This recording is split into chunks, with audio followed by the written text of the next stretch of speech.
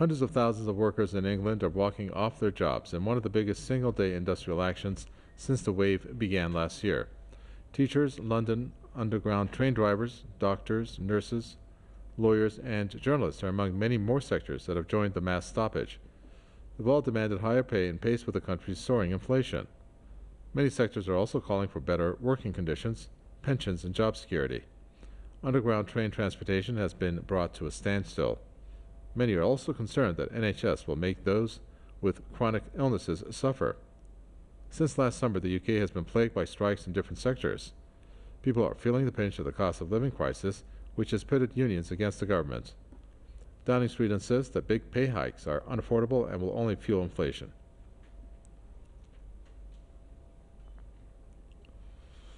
We're going to give this more attention. Syed Pursar is our correspondent joining us from London. I believe he's on the site of some of these protests, and also for an analysis, Rodney Shakespeare, professor of economics, who also joins us from London. All right, Syed, first over to you. Looks like things may have died down a little bit looking at the lack of people from behind you, but what do we have at this point in terms of these protests and strikes?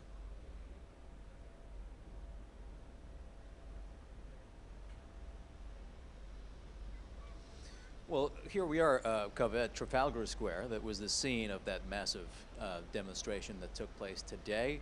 The crowd has since filed out of here, but the whole demonstration started around noon in Hyde Park, after which they all marched here, and there were speeches, and now they're gone. But it's important to mention that it was a huge crowd. Some have put the figure at 500,000, others more than 300,000. Of course, that 300,000 accounted for by teachers only. There were civil servants, more than 100,000 of them. There were junior doctors, 48,000 of whom have been striking over the past 3 days. They weren't all here, obviously, but there was a massive crowd here, no doubt. And they were all united around one important demand, which is a rise in their pay after decades of falling wages and increasing cost of living, which we have seen even get exacerbated over the past year and post-pandemic, post-Brexit, and in particular in the wake of the war in Ukraine that led to an increase in energy costs, food costs, and the knock-on effect of that on other sectors of the economy. Others, I talked to a few teachers who were demanding more funding for their schools that are stretched already. Some of the school buildings that are dilapidated and need serious attention, urgent attention, refurbishment needed in them. And what's also important, Kaveh, is that it was planned, the demo was, to coincide with Budget Day. As we saw over the past couple of hours, the Chancellor, the Finance Minister, Jeremy Hunt, announced the spring budget in the Houses of Parliament, not too far away from where I'm standing. And the purpose, of course, the demo was to be held here and to send a strong message to the Chancellor, to the Prime Minister, and the rest of the ministers who were in the Houses of Parliament today. We saw pledges by the Chancellor for the energy price cap that was put in place by his predecessor during the short premiership of Liz Truss, the previous Prime Minister. That is going to stay in place for another 3 months.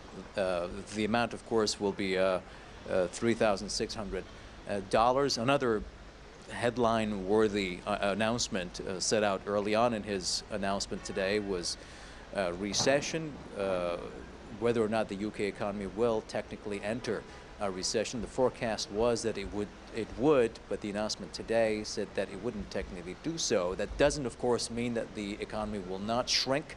We will be looking at a 0.2% shrinkage of the UK economy. Of course, for an economy, as you would know, to enter into recession technically would mean 2 quarters of negative growth.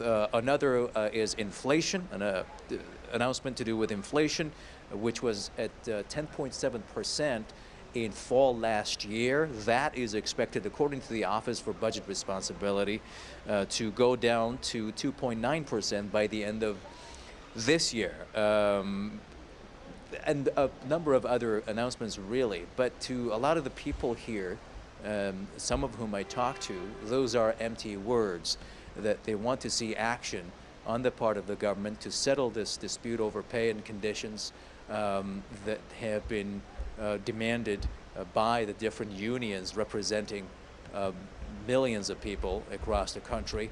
That is yet to happen, and they have said in the speeches that we heard today, and they have been for the past 8 or so months, that they will continue with their strike action, with their industrial action, if the government refuses to meet them around the negotiating table to put the issues that are of concern to them and to millions of people across the country to rest once and for all. But that is yet to happen, Kaveh.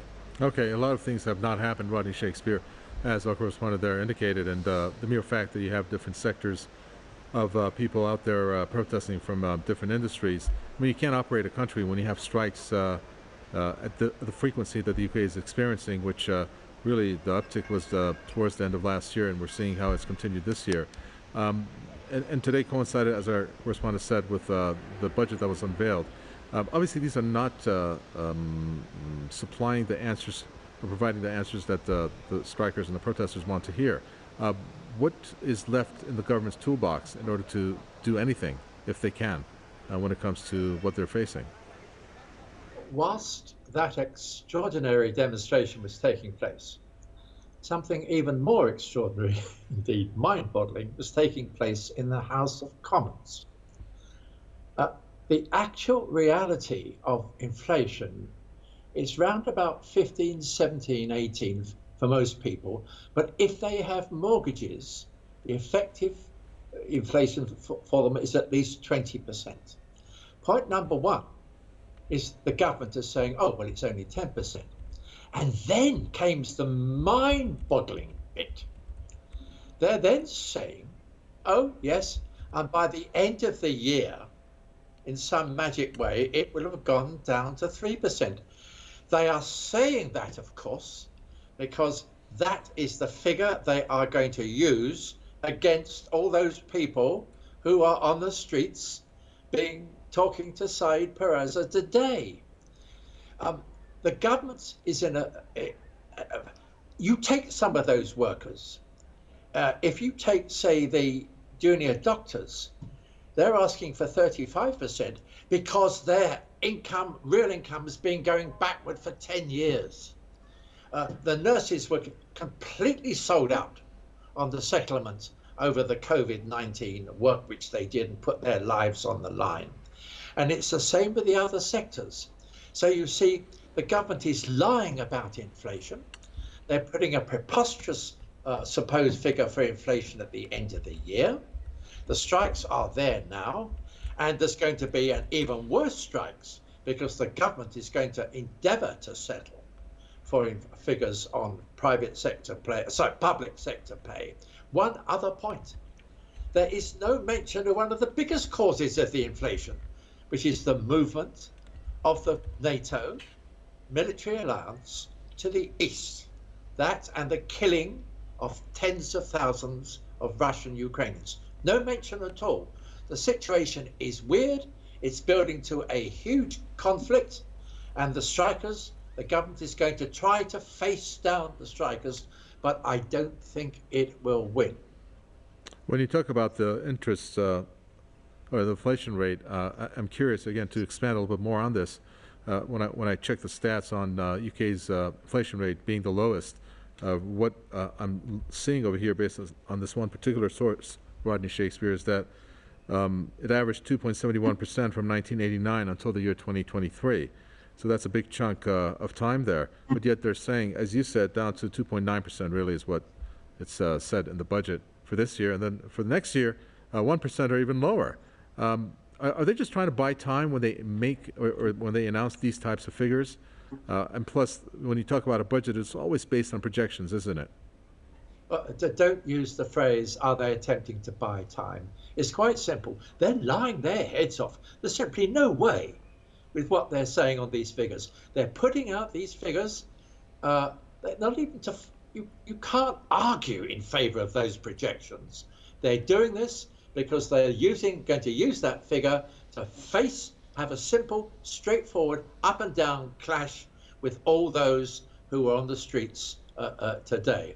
And they think that they will have the mass of the people behind them. But I rather think that they won't, because you see, behind it all, there is an inflation which more than anything else is caused by government policy and the refusal to address the government policy, particularly the sanctions which are caused by the movement of NATO to the east, right up against Russia, hypersonic missiles, right next to Moscow. That's what they're up to, and it's the most fundamental cause of the inflation and the trouble that we're having today.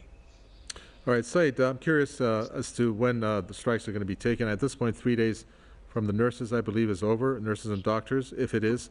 And you have, of course, other sectors. And I'm wondering if you had a chance to actually talk to any of these other sectors, in particular, like, I guess you mentioned the BBC radio, but here it says BBC in general, some of the sources. Is it just restricted to the radio?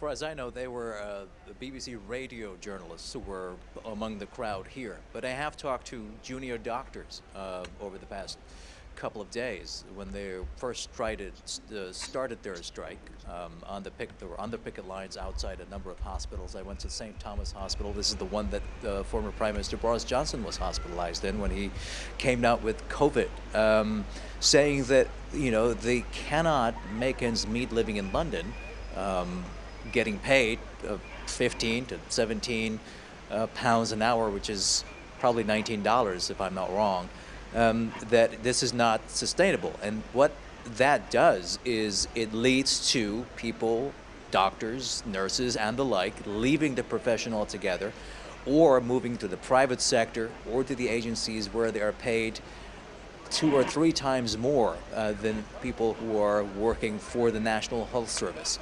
And it holds true for the education sector, for instance, as well. Teachers leaving the public sector education for the private sector, or entirely changing their profession because simply they cannot, for one, live on the amount that they get paid, and second, it's just the workload that is ever increasing. They're burnt out, that they cannot take this anymore. And that in the long run, a lot of them are looking at leaving the profession. We're looking, for example, in the health sector, there is a vacancy of nearly 50,000 people in this country. People, you know, vacancies that people left behind because they couldn't take it anymore, especially those who were burnt out, people who put their lives on the line during the pandemic and simply thought, you know, this is not for me anymore. And so they have left. The same crisis, the so-called staff recruitment and retention crisis, is another one that has befallen the different sectors in the UK economy, Kevin.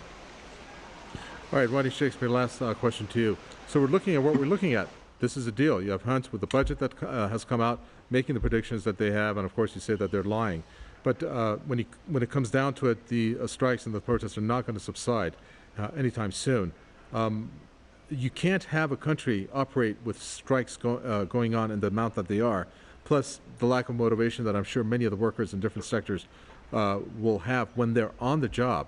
What are we looking at when it comes to Britain's economy at this point? Well, I would point out, and I'm fully aware that you can't have a society or a country operate with strikes, but I would point out that the technological capacity to create wealth has been massively increasing over the years. And what is really happening is all the wealth is going up to this tiny elite. And the mass of people are not getting anything benefit from it. And all the time their jobs becoming insecure, and in real terms, their income is going backwards. So there's a fundamental crisis coming, a big crunch coming.